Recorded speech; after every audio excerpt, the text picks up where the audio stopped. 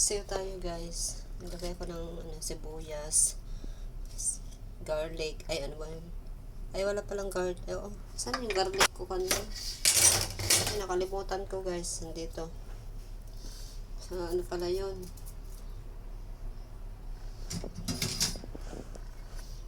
Yung sibuyas saka luya. Ito yung garlic.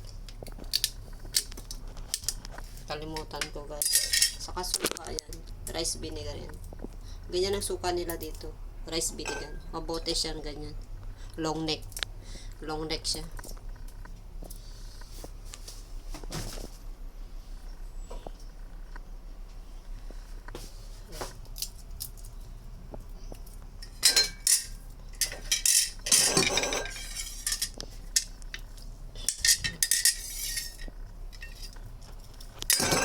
Wala, ang hirap naman pitpitin. Nakahawak ako ng ano.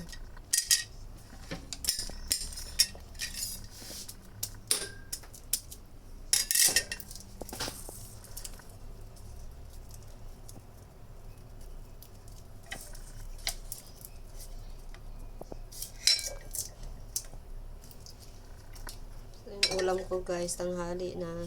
Mag-alauna na yata. Galing ako naghatid ng libro. Naghatid ako ng libro, tapos nadaan ako sa market doon, sa may train. Malayo. 15 minutes na lakarin. Tapos duman ako sa market din, bumili ng gata. Yung gata dyan, gumagawa ako ng ano, ito, biko. Kasi ito, kumuha ko ng konti. Nagyan ko ng konti. Kaya may puti-puti siya. Hindi ko madamihan kasi baka kukulangin itong gagamitin ko sa biko. Niluluto ko yung malagkit ngayon dyan. Nagutom na ako tuloy guys. Kinain ko yung sobra kong noodles kanina bago ako umalis. Wala palang ano. Saksak natin guys.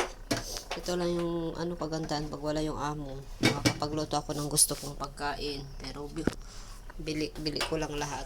Ikoy lang. At least makakain ako ng gusto kong pagkain guys. Bye-bye na guys.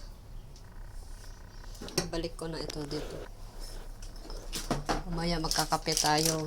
May kopi ko dito. Pang merienda yung ito pag maluto ko. Tapos nagsasampay pa ako ng damit ko guys. Kasi iniwan ko kanina. Isang oras yan. Nagkigiling. Iniwan ko yan. Ay na. Tapos na rin. Pero hindi naman ako inabot na isang oras sa labas. Nag-play na yan kanina. Bago kumulis. Ayan. Hugas-hugas na ako. So, bye-bye na guys. Bye-bye.